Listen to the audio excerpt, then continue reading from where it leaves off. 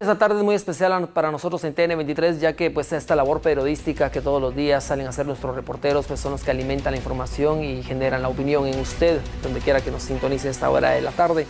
Bien, me acompaña Julio Hernández, el protagonista esencial precisamente de esta noticia, donde te toca vivir. Julio, bienvenido a TN23, bienvenido al set, bienvenido a tu casa.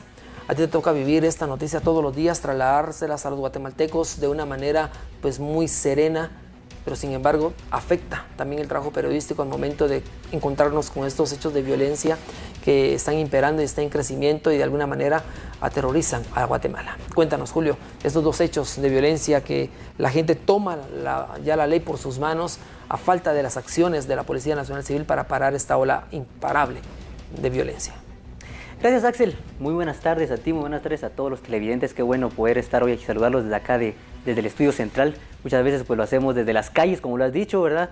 Donde vemos todos estos sucesos que día a día se los llevamos. Pues lamentable todo lo que se puede observar. Y hoy, justamente, pues dos hechos en los cuales asaltantes fallecen tras ataques armados, luego cuando ellos pues, están cometiendo algún tipo de delito. La primera nota, Axel, que te pudiste dar cuenta, un lapidado en la zona 21 de la ciudad capital.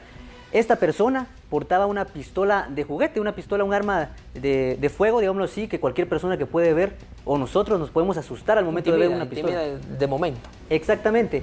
Pero esta persona, según los vecinos nos comentaron, porque déjame comentarte que todos los días que llegamos a un hecho criminal, un hecho sangriento que ha ocurrido en una escena del crimen, muchas personas se acercan a platicarnos. Pero existe el temor de parte de las personas para hablar ante las cámaras. Muy pocos se atreven a hablar ante las cámaras y es que esto es de comprender las represalias, las pandillas, cómo operan. Y pues unas personas hoy, justamente en la zona 21, la línea férrea, se acercaban y nos comentaban que este hombre pues ya había sido visto en muchos lugares asaltando con esta pistola que portaba en una de sus bolsas del pantalón. Y hoy pues las personas toman prácticamente la justicia por sus manos. En el segundo caso, Julio, me llama mucho la atención la persona que asalta, porque es una persona que viene de familia ejemplar de deportistas. Exacto, tal y como lo escuchaban en la nota anterior, en la última nota que pudieron observar, esta persona que fallece dentro de este transporte extraurbano de la ruta que conduce hacia el Pacífico, pues era hijo de un famoso futbolista que en su tiempo pues jugó en el Deportivo Amatitlán cuando estuvo en la Liga Mayor. Y pues como tú lo decías, es sorprendente cómo personas incluso que vienen de familias de este tipo, deportistas, pues deciden optar por ingresar a grupos criminales que se dedican a este tipo de atracos. Claro, nos damos cuenta que realmente ya la violencia, las estructuras, pues no respetan ya núcleos familiares, estatus sociales, ni lugares, ni tampoco horarios, ni tampoco personas que se inician en esta carrera de las estructuras criminales. Julio, en este momento, cuando te toca dar la nota, tú ves escena de crimen, víctimas, familiares de las víctimas que vayan a reconocer a estas personas. ¿Cuál es el impacto en ese momento del familiar al momento de ver a su ser querido ahí tendido? Y muchas veces, como en esta ocasión, pues no son los agresores, sino que son precisamente las víctimas, usuarios del transporte. En esta oportunidad fue uno de los delincuentes quienes mueren. Exacto. Hay un dato muy curioso y es que en cada hecho armado, cuando llegan los familiares, pues obviamente rompen en llanto, son escenas muy fuertes de dolor que tenemos que vivir. Quizás no siempre se las llevamos a través de las pantallas para poder evitar este tipo de situaciones y respetar el dolor también, Axel, de las personas. Pero justamente hoy en el hecho que ocurre en la zona 21, línea férrea, la madre de la víctima nos comentó fuera de cámaras a nosotros y otros periodistas que él había ido a ese lugar seguramente a comprar droga, porque en esa calle que ustedes observaron en la nota, la línea férrea, se habla de que son puntos de venta de droga al menudeo. Y nosotros le preguntamos, ¿y qué pasó en ese aspecto? ¿No le decían ustedes nada o algo? Y lo que nos dijeron fue, bueno, ¿qué se le puede decir a un joven de 27 años? 27 años, que prácticamente es un adulto, él toma sus decisiones. Entonces, luego de eso, obviamente el llanto, el impacto de las personas, pero hablamos hoy del tema justamente de que las personas, los guatemaltecos, están llegando al punto de tomar la justicia por sus manos. Muchos de ellos nos han comentado, incluso yo he estado en casos, Axel, en donde las personas se pelean con los agentes de la Policía Nacional Civil para que les entreguen a los victimarios, a los asaltantes, a los asesinos, hacer justicia a ellos, para lincharlos, hacer justicia por sus manos, incluso hasta quemarlos. Pero obviamente el trabajo de la Policía Nacional Civil es resguardar también a estas personas para poder trasladarlos a un juzgado correspondiente. Claro, definitivamente por eso están las leyes de nuestro país, pero bueno. Julio, tenemos en línea a un analista en seguridad y justicia, uno de los más reconocidos en Guatemala, de la tricentenaria Universidad de San Carlos, precisamente el licenciado Lizardo Acuña, a quien le damos la bienvenida a TN23. Licenciado, buenas tardes, bienvenido a TN23. Este tema de la ley por sus propias manos, que los guatemaltecos ya están cansados de esta ola imparable de violencia. ¿Qué opina usted como analista en seguridad y justicia? Licenciado, buenas tardes. Gracias, buenas tardes. Mire, es un problema que tiene muchas aristas de enfoques sociales. Creo que los hechos están demostrando que la falta de respuesta por parte de las autoridades, y obviamente a veces en estos casos se involucran a muchos menores. Lo lamentable es lo que está pasando en el país, porque ellos pues prácticamente son inimputables. Estamos viendo cómo también se está utilizando a menores de 13 años, porque ellos no incurren en ninguna responsabilidad. Yo siempre he sido el criterio que se tiene que trabajar en la prevención del delito.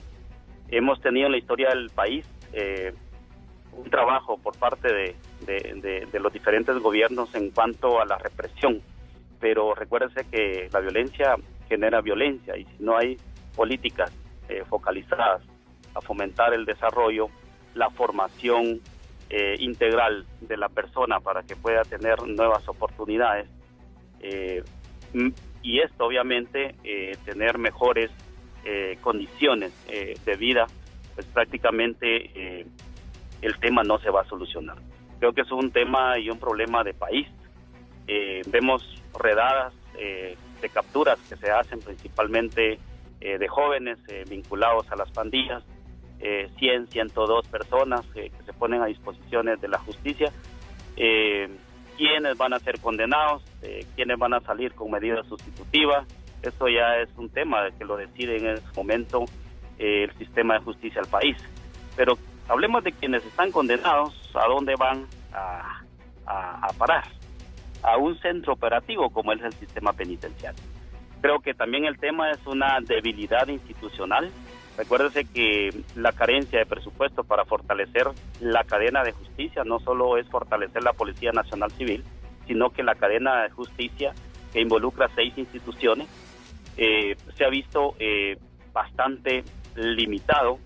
Falta de investigadores, carencia de recursos humanos, carencia de equipo, una policía con situaciones precarias, con carencias de insumos, vinculándose a algunos elementos sin generalizar con el crimen organizado, y obviamente pues esto deja entredicho que la situación aguda del país se manifiesta, y esto se manifiesta a través de una reacción de la población guatemalteca que está optando por tomar lamentablemente la justicia por mano propia. ¿Y por qué lo digo lamentable? Independientemente sea una persona que delinque, independientemente sea una persona que se dirige a su trabajo, un homicidio es un homicidio y es una vida que se está cegando, ¿verdad? Entonces a veces también cometemos el error de criminalizar a diferentes sectores, pero prácticamente hay que estudiar los fenómenos estructurales sociales, como por ejemplo la desigualdad, la discriminación que se da también en nuestro país. Son fenómenos que están contribuyendo a que cada día el rencor social en algunos sectores de la población guatemalteca se vea más manifestado. Hay que trabajar fuerte en desarrollar esas políticas. Hay un viceministerio de seguridad, de prevención del delito, que veo que prácticamente está implementando algunas políticas, pero solo el gobierno no va a poder sacar adelante. Se necesita la participación de los diferentes sectores y principalmente, otro tema que déjeme comentarle, lo que ustedes decían, personas jóvenes involucrándose en el crimen organizado, a veces que vienen de familias integradas. ¿Qué nos demuestra esto? No solo también la desintegración familiar es un factor para que los jóvenes se estén involucrando, pero ¿qué hace un joven cuando no tiene oportunidades de desarrollo, de formación, que obviamente tiene un tiempo libre, pero que lo dedica a la calle, lo primero que va a aprender es, por ejemplo, involucrarse en el mundo de las drogas, del alcoholismo, y cuando ven que los resultados, por ejemplo, se realiza un asalto y todo sale bien, piensan que la situación va a seguir y que van siguiendo un camino correcto, y es totalmente equivocado. Es cuestión de tiempo de que sean capturados o que pierdan la vida, como lamentablemente se está viendo. Entonces, sí es importante tomar el tema de rehabilitación también, porque obviamente tenemos un sistema carcelario totalmente colapsado, totalmente deficiente, donde impera la corrupción. Recuérdese que por regla general la pena de prisión debería de ser la excepción y no la regla. Entonces, la desesperación de guatemalteco es que prácticamente todos los privados, la persona que delinque esté cumpliendo una condena, esté en un sistema penitenciario que prácticamente no cumple con sus funciones.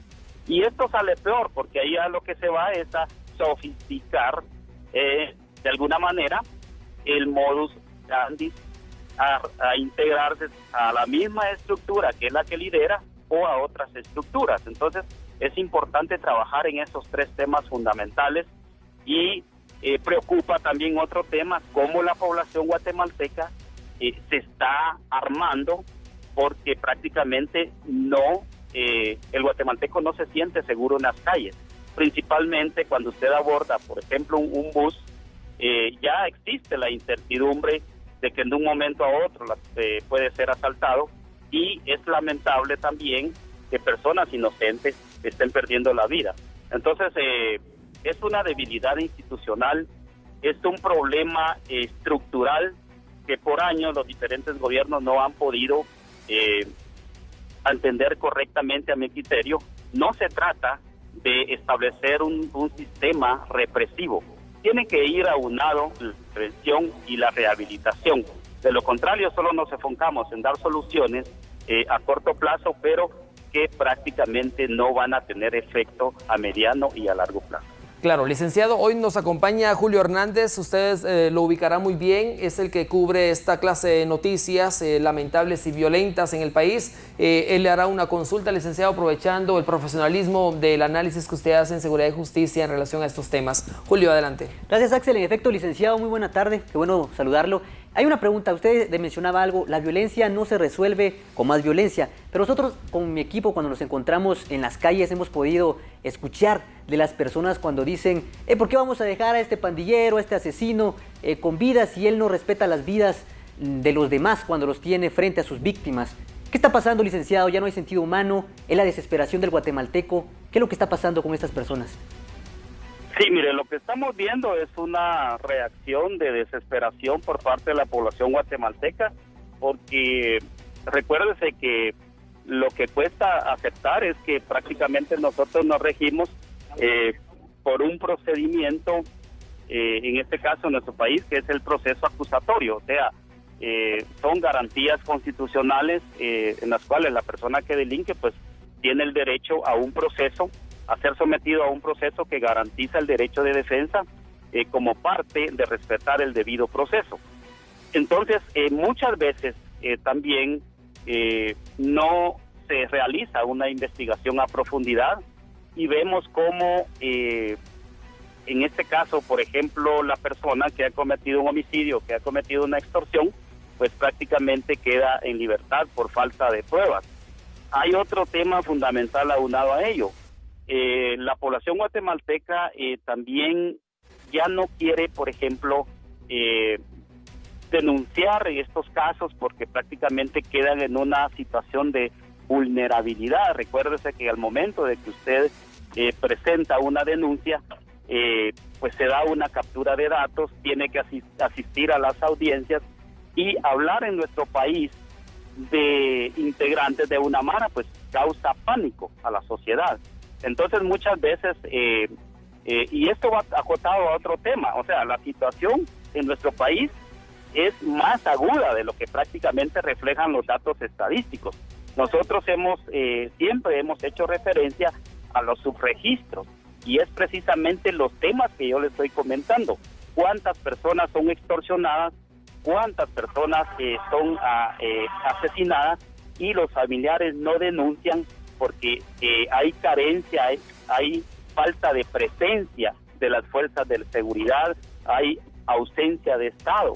Entonces, todos estos temas prácticamente generan de alguna manera pues descredibilidad en el sistema de justicia en el país y generan un ambiente, no hay que negarlo, de ingobernabilidad, donde prácticamente la población guatemalteca pues no confía en un sistema de justicia y obviamente opta por en su momento tomar la justicia por mano propia. No se justifica, porque también recuérdese que nuestra ley prohíbe terminantemente, independientemente quién sea, privar de libertad a un ciudadano.